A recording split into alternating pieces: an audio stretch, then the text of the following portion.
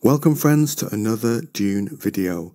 Today we're going to examine an assassination attempt on Paul Atreides, or Paul Muad'Dib as he's known at this time, by Count Fenring to remove him from the Lion Throne and restore order, and to perhaps stop the Fremen Jihad tearing across the Imperium.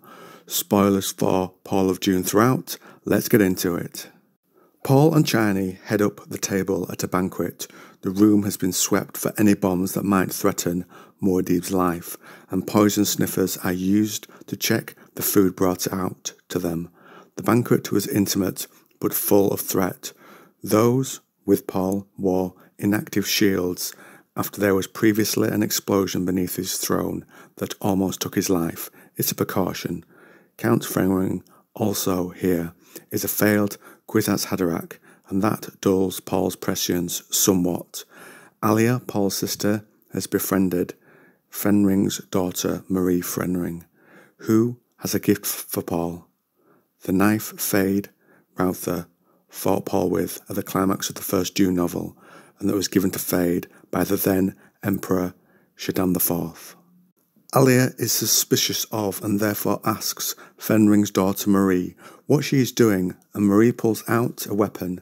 As the book describes it, a needle whip dagger, a contraband Ixian assassination tool made from sharp, braided, crim-scale fibres.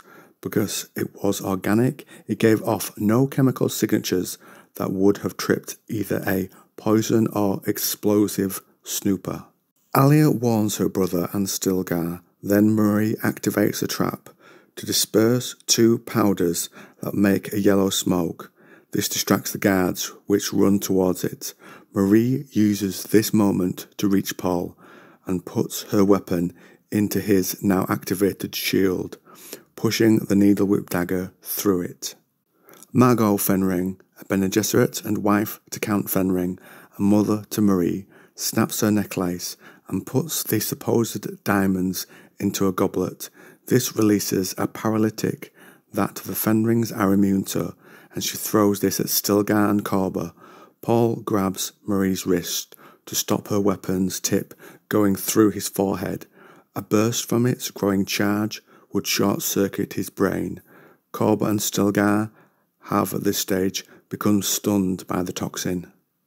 Fenring then opens up a secret entrance, having installed them to get away and putting them into the building's design with which he was involved. And now it would let the Fenrings assassinate Paul and then escape. With Paul's delay, Arya springs at Marie, so her focus is on Paul's sister.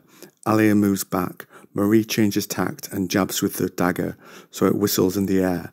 Alia springs onto the dining table to escape its reach. Marie follows her up there, lashing out again.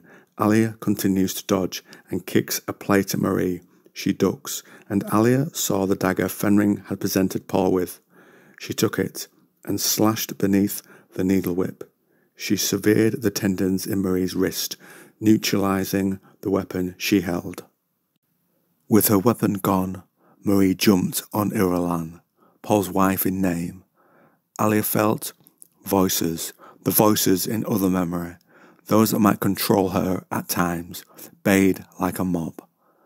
In response, she slammed the knife into Marie's back and pierced her heart. Count Fenring abandoned his escape to go to his daughter, as did his wife, and a Fremen Korba called Alia Saint Alia of the Knife, a name that lasted, as the books tell us. She was on the threshold of her own legend. The other memory refers to Alia having access to the genetic memories of her own ancestors, including her own mother. With the danger past, Paul turned his shield off and went to the body of Marie. Paul felt danger, but no detail of it came to him. Paul accuses Fenring of long planning this and using his daughter. Perhaps Paul still feels the loss here of his first son, who the Sardaukar killed. The Lady Margot says that Marie is not Fenring's daughter. That would be Fade Routher Harkonnen, This surprises Paul, and in that moment, the Emperor's assassin Fenring strikes, taking the dagger and driving it deep into Paul's chest. Fenring mentions this was one of his many backup plans. Paul has a moment and thinks perhaps Fenring had so many branching paths in his scheme that it all led to this one moment. This has a nice echo of the Fade Reither fight scene from the original book. Chani cries out his Fremen name, Usul, and Paul Muad'Dib falls. Fenring activates his personal shield, and the Fade-Keen, Paul's personal Fremen guard, block his escape. Margot joins him. They are both ready to die.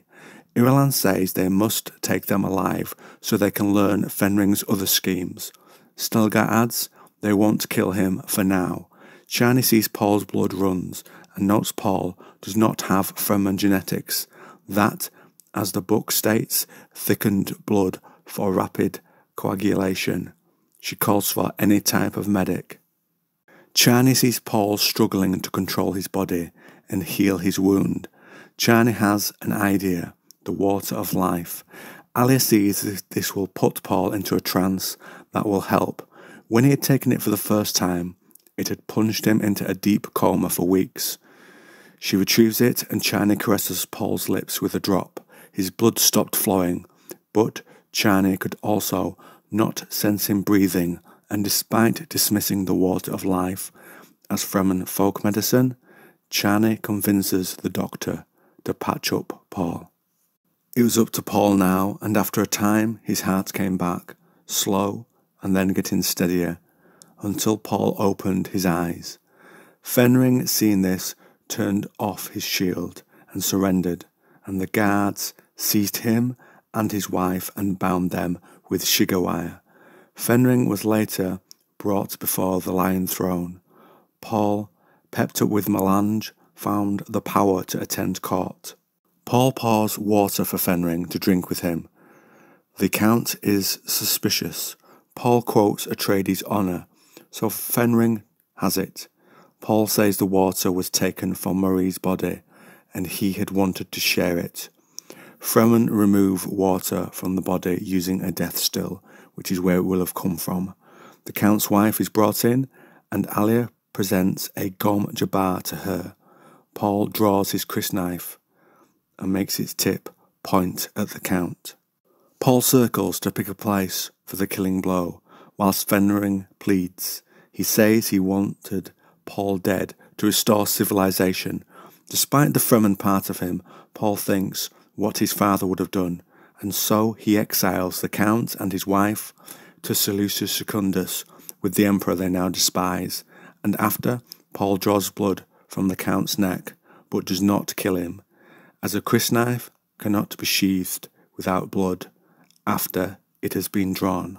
Now friends, I turn this over to you. What do you think to Fenring's plan to assassinate Paul Muad'Dib? If it had succeeded, would it have actually restored civilization? Have you worn Tleilaxu diamonds that create a toxin in the air?